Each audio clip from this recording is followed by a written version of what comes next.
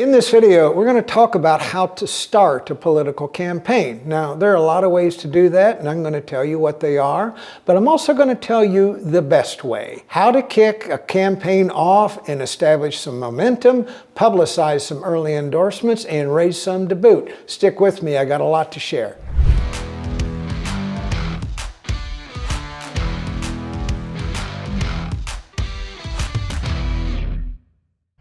First, we'll cover the easy and the simple, but sometimes the easy and the simple is not the best way to start your campaign. I'm going to tell you a different way, what I call the best way. And there are certain things that need to be done before you announce that will help you kick your campaign off with a lot of momentum. Let's first go to the easy and the simple. How to start a political campaign? Send out a press release and announce that you're running.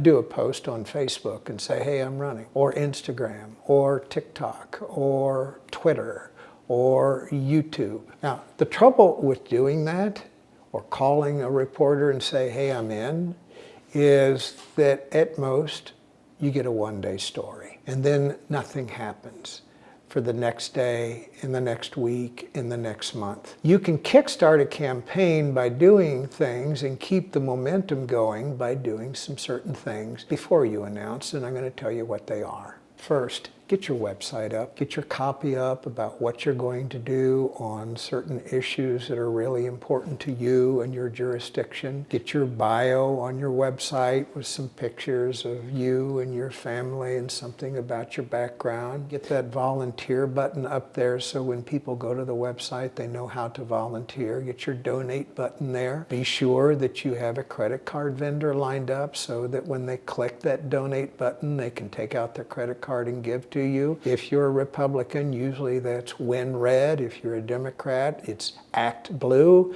And if you don't want to use either of those, there's a company called Antidote that will do that. The second thing is make sure that on this website you have pictures that flatter you and a video that makes you look good, articulate, and passionate about what you're doing. If you have that on a website, this is what you get.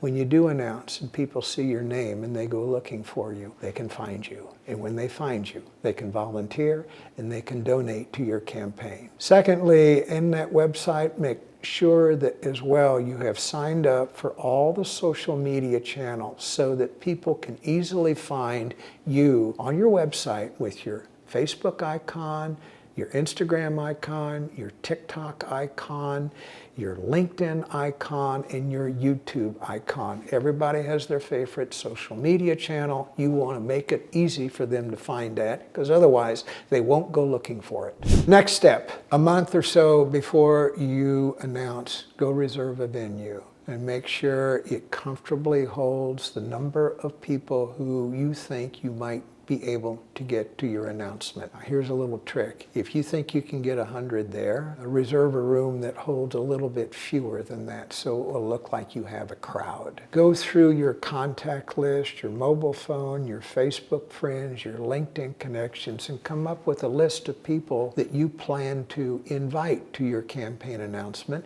And 3 weeks before your announcement, send them an invitation and ask them to come and bring a few friends. Now, in addition, a week before you announce, after you've sent those invitations out, organize a phone tree a week before the election and call every one of those people you invite and remind them that your event is in a week and that they need to bring 2 friends. This is the way you get a crowd to your announcement speech. The next thing on your to-do list, do not be afraid of reporters. When reporters put your name in a story or they use you in a news clip or when a radio broadcaster mentions your name, it is free attention. Personally, call every reporter that you want covering your announcement to tell them that you are going to do that and ask them to be there on that date and time to cover your event. It doesn't guarantee that they will come, but if you personally call them and ask them to come,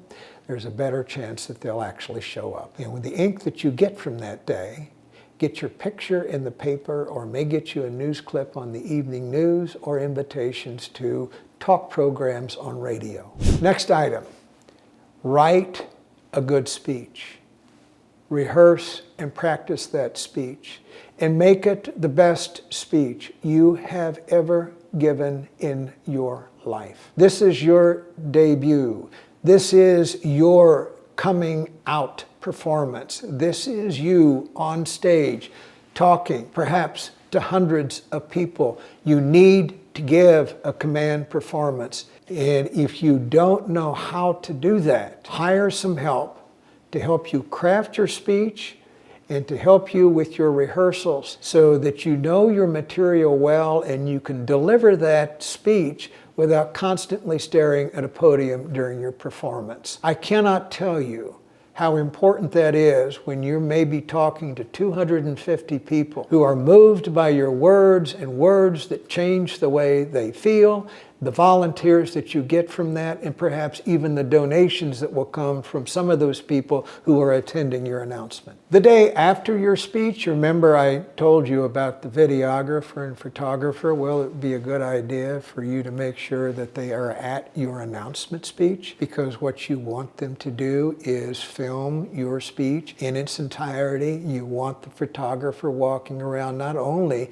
getting pictures of you delivering your address, but the people in the audience who are smiling or laughing or applauding or giving you a standing ovation, because you want that kind of thing on your website and you want to disseminate that on social media, because this lets the whole world know, hey, you may have missed the announcement yesterday, but this is what I had to say. And if you got a few hundred Facebook friends who may share it, if you've got a few hundred Twitter followers that may be willing to share it, if you put it on Instagram, what happens is that the people that see it, if they're so moved by your announcement, or if you said something appealing to them, they'll share it with their friends.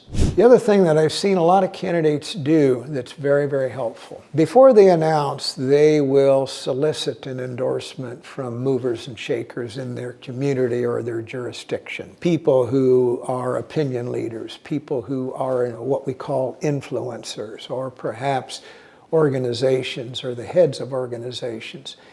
And they'll get those people to agree to endorse their campaign. And what you can do in addition to the videos that you do the day after in the announcement is to start rolling out these endorsements every couple of days for the 2 weeks that follow your announcement, so that it looks like you have, once you've run the train and started the train down the tracks, that is continuing to pick up speed and momentum. And all of this, of course, also helps you raise small dollars from your website as you drive people there. Has marveled at the result that they got that far exceeded their expectations. What I just described is the best way to start a political campaign. Is there work involved? Of course. It's not the simple and the lazy and the easy, yes, but I can tell you that the return on your investment for doing it this way, the attention that you get, the endorsements that you publicize, the money that you raise,